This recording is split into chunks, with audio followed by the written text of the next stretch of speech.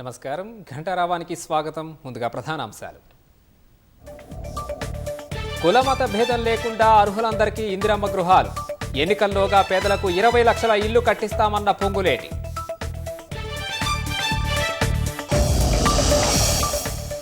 జిల్లాల్లోనూ cancer care అందించాల్సిన అవసరం ఉందన్న దామోదర.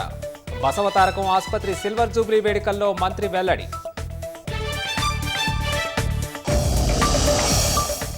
రాష్ట్రాభివృద్ధిలో BRS Congress విఫలమయ్యాయన్న BJP. తెలంగాణలో వచ్చేది కమలం సర్కారేనని నాయకుల ధీమా.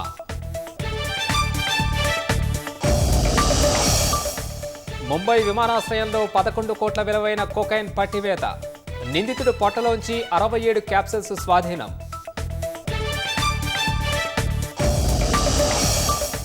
పహల్గాం ఉగ్రవాదులకు ఆశ్రయం ఇచ్చిన 2 అరెస్ట్. ఆహారం అందించి ప్రయాణానికి సహకరించినట్లు ఎన్ఐఏ గుర్తింపు.